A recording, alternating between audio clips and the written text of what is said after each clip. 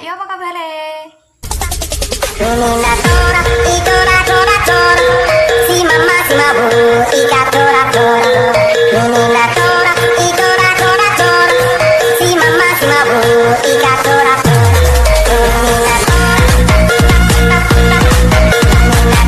Assalamualaikum warahmatullahi wabarakatuh. Nama saya Ella Farhana dari kelas 12 IPA C SMA N1 Sebelida akan mengapresiasi pagelaran teater yang berjudul Janji Senja. Sebelumnya, saya ucapkan terima kasih terhadap Ibu Agnes Arianti Winangun sebagai guru pembimbing kami. Sisi pertama yang akan saya apresiasi adalah konsep pagelaran teater. Yang pertama, konsep tata pentas. Pentas yang digunakan adalah pentas jenis proscenium, di mana panggung proscenium sendiri adalah panggung yang diberi bingkai dan dipasangi layar atau gorden yang memisahkan wilayah action pemain dengan penonton yang menyaksikan pertunjukan dari satu arah. Jika ini adalah panggung terus, maka akan ada penonton di samping kanan dan kiri panggung. Setidaknya kalau tidak ada penonton, kan ada bangku penontonnya gitu. Dan yang selanjutnya, jika ini adalah panggung arena, maka akan ada terlihat penonton di sekeliling panggung. Kayak itu loh, yang keajaiban dunia yang mau roboh itu. Apa namanya? Apa sih? Yang bulat-bulat itu loh. Oh ya, Colosseum itu kan mengelilingi gitu. Gitu ya kan? Yang selanjutnya adalah konsep tata rias.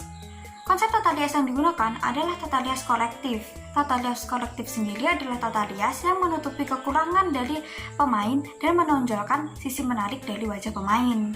Si pemeran ibu dirias selayaknya seorang wanita parubaya, dan si pemeran anak yang dirias seperti anak remaja yang tinggal di desa yang masih sangat asri. Selanjutnya konsep busana. Konsep busana yang digunakan sendiri terkesan sederhana karena latar tempat dari drama teater tersebut adalah sebuah desa. Jadi, umumnya penduduk desa, khususnya wanita, sering mengenakan daster. Dan si anak di sini juga adalah penduduk desa yang berjenis kelamin wanita, sehingga pakaian yang digunakan juga terkesan sederhana, yaitu kaos lusuh dan celana sepanjang lutut.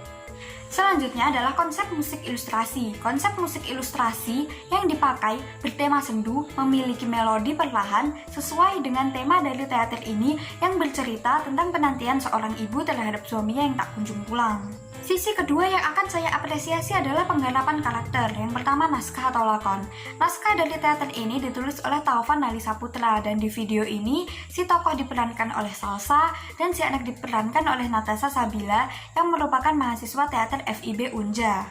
Selanjutnya adalah kecakapan pemain dalam membawakan lakon. Menurut saya sendiri, para pemain dalam membawakan lakon sudah sangat baik. Penghayatan juga sudah sangat terasa sehingga para penonton dapat terbawa suasana ke dalam cerita tersebut. Selanjutnya adalah teknik penguasaan pentas. Pengambilan spot tepat di tengah panggung memang pilihan yang tepat karena membuat para pemain leluasa untuk bergerak berjalan menuju tempat lain. Kayak misalnya ibunya nih kan masuk ke dalam rumah. Nah, ini anaknya keluar dari dalam rumah, sehingga memunculkan seolah-olah beneran ada rumah gitu loh di panggung ini nih. Ya nggak sih? Sisi ketiga yang akan saya apresiasi adalah simbol. Adanya sapu dan bale-bale sebagai properti sangat mendukung suasana di pedesaan, dan lampu yang redup menjelaskan adanya suasana yang tak begitu bahagia ataupun rasa kalut. Makna dari teater ini adalah kesetiaan di luar batas wajar yang dilakukan oleh seorang ibu. Dan pesan yang saya dapat adalah kebaikan tidak selalu dibalas kebaikan, seperti contohnya si tokoh ibu yang setia menanti suaminya untuk pulang. Namun yang terjadi adalah suaminya tak kunjung pulang, sehingga penantian tersebut sia-sia hingga akhir hayatnya. Hal yang akan saya apresiasi berikutnya adalah nilai estetis. Yang pertama, nilai emosional. Nilai emosional yang saya dapat adalah rasa sedih dan kasihan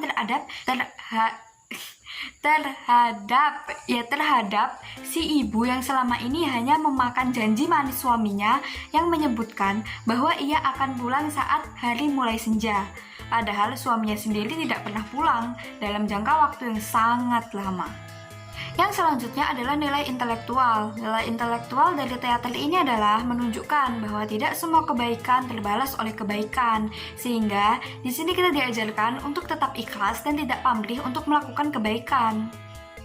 Nilai visual yang terlihat di sini adalah berhasilnya pekerja teater menyusun properti, kostum, dan tata rias pemain sehingga penonton dapat merasakan suasana pedesaan. Yang keempat adalah nilai verbal dari teater ini. Nilai verbal dari teater ini adalah pengucapan kata demi kata pemain yang jelas dan intonasi yang tegas dapat memvisualisasikan bahwa di antara ibu dan anak ini ada hubungan yang tak baik atau sedang ada konflik di antara mereka. Kan ya memang di antara mereka berdua ini memang ada konflik ya, yaitu ibunya yang pengen menanti suaminya tapi anaknya udah gak percaya sama bapaknya. Yang selanjutnya adalah kritik. Di samping semua kelebihan yang saya sampaikan tadi, terdapat pula kekurangan dalam teater ini, yaitu audio yang tidak jelas sehingga membuat para penonton di luar gedung seperti kami yang melihat hanya streaming YouTube harus berusaha ekstra untuk mendengarkan kata demi kata yang diucapkan. Dan kekurangan juga terdapat pada kostum yang menurut saya kurang sesuai di sini, yaitu pada adegan pertama pada menit ke 1.59 si anak menggunakan baju terusan sepanjang lutut dengan dalaman sebuah kaos lusuh. Tidak tepatnya di sini adalah pakaian tersebut jarang ditemui di daerah pedesaan. Menurut saya sebaiknya si anak saat itu menggunakan baju lengan pendek dan celana training panjang ataupun celana selutut juga tidak apa-apa. Baiklah, itu tadi video dari saya. Jangan lupa like, comment, share, dan subscribe. See you. Wassalamualaikum warahmatullahi wabarakatuh.